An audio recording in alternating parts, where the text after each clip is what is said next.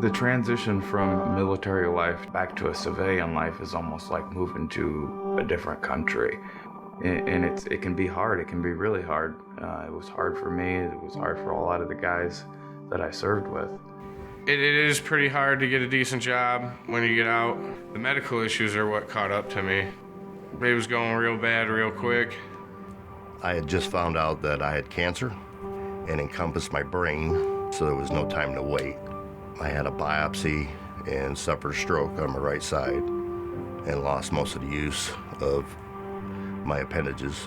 3 or 4 times a week, I'm up at the hospital seeing somebody for something that was military related. It was causing a big problem with any kind of employment.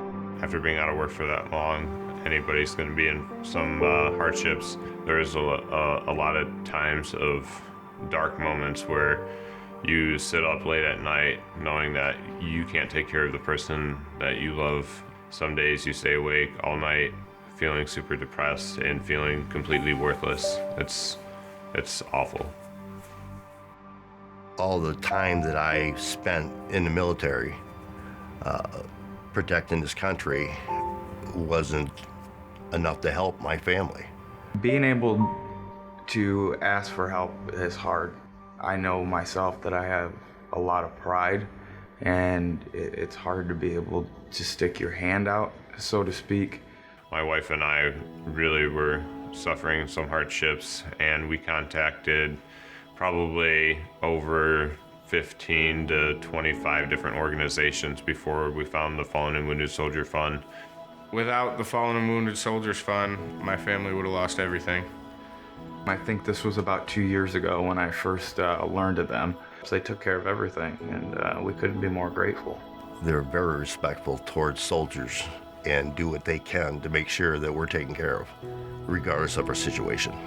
I just couldn't believe that somebody was actually willing to help us out after months of trying to reach out to different people. It was one of the best feelings in the world.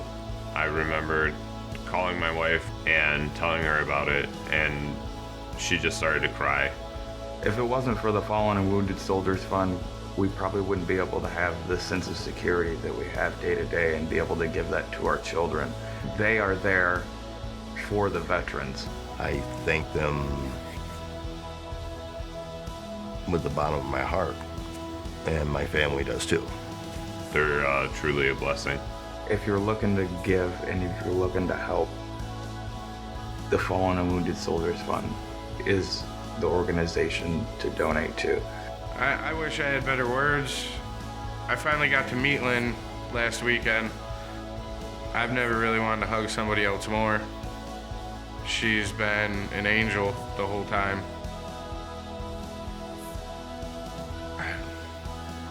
It's really, there's not many words. It's just amazing.